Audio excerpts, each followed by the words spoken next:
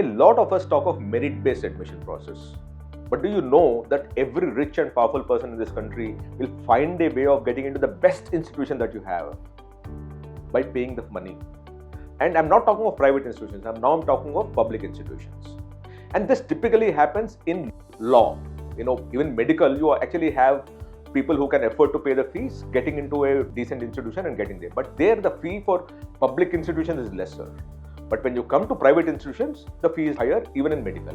But when you look at law, it is much more. And this essentially talks of how powerful people have created pathways for their own children to get into the best law school in the country through a means of mode that people who are not rich or powerful can do that. And that is NRI or NRI sponsored category.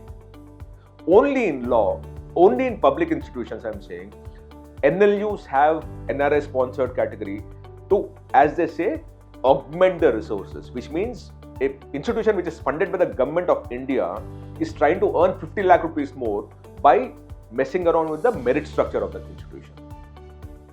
There are in all about 9 or 10 NLUs which have NRI or NRI sponsored category seats. And NLUs are public institutions, they are INIs, which are institutions of national importance. And the gap between what you as a student would need as a merit to join one of these NLUs versus what you need to have as merit if you have to come to the NRI sponsored category is dramatically different. I'll give you an example. For example, right? You take NLU Bhopal, the marks versus rank, if you look at it, in the year 2025, the NRI sponsored candidate rank is 41,500 was the highest closing cutoff for the first list to get into this course. Whereas if you are an open category normal student, you should have 915 as a rank. That's a closing cutoff, 915 rank versus NRI sponsored at 41,500. And why is that so? Because your fee is 2.85 lakh and the student is paying all put together about 7.8 lakh is what you're paying. And that student from NRI sponsored category is paying $50,000, which is about 45 lakh rupees. Very clearly, if you notice here, you can actually join NLU Bhopal by paying about 38 lakh rupees more. You are paying 8 lakhs, they're paying 45 lakhs. Now, why did this pathway get created? Because powerful people who possibly are big lawyers in this country wanted to create a pathway so that their own children can study in NLU and then get on with their own practice, which is owned by them, because their own children would be coming back and taking the practice. This happens in medical also. You create a clinic or a hospital and you want your child, your son or a daughter, to come and take over the practice once as you keep retiring. This happens in two professions, as I said. One is law, one is medicine, where NRI and NRI sponsored category pathways are created for those people who can pay, and they pay typically because they already have a big practice that has to be inherited by their own children.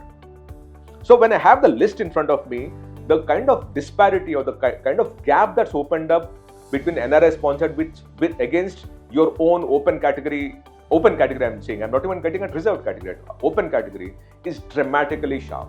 For example, as I said, NLU Bhopal, 41,500 is the cutoff, highest rank cutoff, whereas you would have to get 915 rank, which means you need to get about 89 marks to be there, whereas an NRI student or paying in dollars has to get 36 marks. By the way, these are not genuinely NRIs. These are people who are Indian citizens, but pay that much money in dollars through one of the relatives who's sitting in USA. You don't need to be an NRI. That's the reason why it is called NRI sponsored. Same thing in Ram Manohar Lohia National Law University in Lucknow. If you are in the open category, you need to get 780 as a rank, highest closing cutoff rank, which is about 89 marks. And if you're an NRI sponsored candidate, the rank highest closing cutoff is 33,218, which corresponds to about 45 marks. So you need to get about double the marks of what an NRI candidate would require to be joining this institution, which is Ram Manohar Lohia National Law University. Same thing in DS NLU in Visakhapatnam. The NRI rank is 33,023, whereas you need to get 1,682 as a rank. And across the board, when I see about 10 NLUs, all public institutions. If it is a private institution, you can still say that they want to, earn money and those kind of things. But what is the desperation of a public institution like NLU to create a NRI sponsored category? Because all this put together is about 3, 4, 5 crore rupees is what we are talking of. All this, the number of seats and everything that you have. And do you think NLUs need to compromise them on the most essential principle of meritocracy to create this pathway to earn 5 crore rupees across all these NLUs? Do you think there is something else which is seriously wrong? And who is the person who influences NRI sponsored category in a public institution? Each institution might be earning about 2, 3, 4 crore rupees over the year.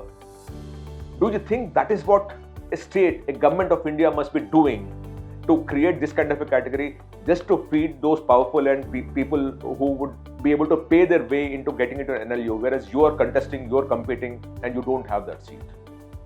Very serious question that government of India must look at. If I were the government of India, I will scrap this NRI sponsored category, at least in public institutions for sure, so that public institutions at least the sanctity of the meritocracy that you talk about, besides the affirmative action, by the way, the meritocracy that you talk about is held properly, because what you're seeing at this point in time is wrong, and this for sure is a pathway that was created by the powerful people for the powerful people, and this is not something that the government of India should be doing at all. Thank you so much.